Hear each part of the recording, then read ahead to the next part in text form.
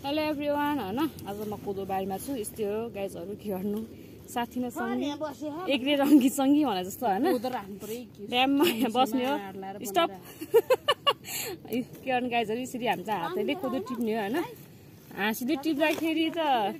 यहाँ हात काट्यो ओ माइ गॉड आउला फेरि तिमी बिचमा होला नि पर्छ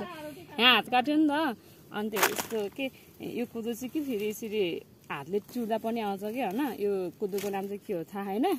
तर यो कोदोको बिउ चाहिँ हामीले उता लमराङ्गे भन्छ छिम्केश्वरीबाट दिदीले पठाइदिएको बिउ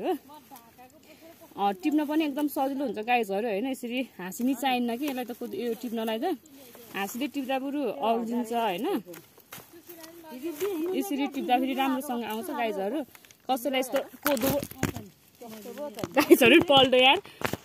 कसैलाई चाहिँ यस्तो कोदोको बिउ चाहियो भने सम्पर्क गर्नु होला यस्तो छ हैन यस्तै छ गाउँमा राम्रोसँग भिडियो बनाउन नि पाएन के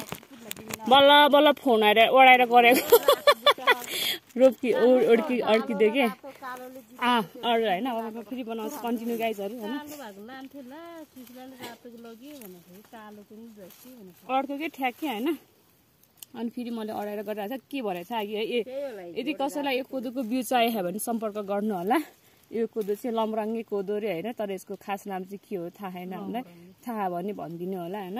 यो कोदो टिप्न एकदम सजिलो हुन्छ हातले पनि प्याट प्याट आउँछ कि यसरी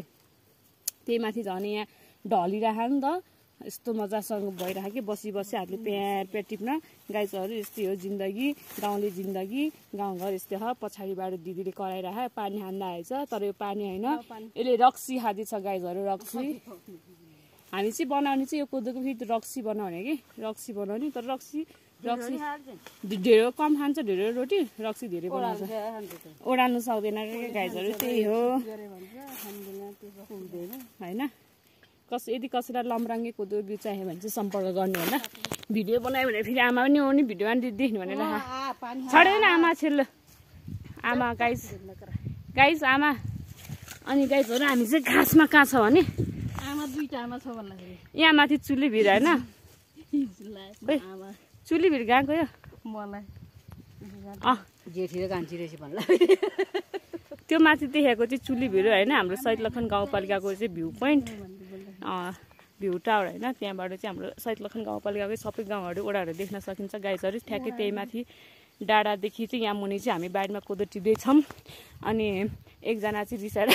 बिहानै भागिसक्यो त्यतिखेर गरिरहनु पर्दैन त भन्नु मिल्दैन हैन हामी तीनजना मात्रै छ कि अहिले अनि यस्तै छ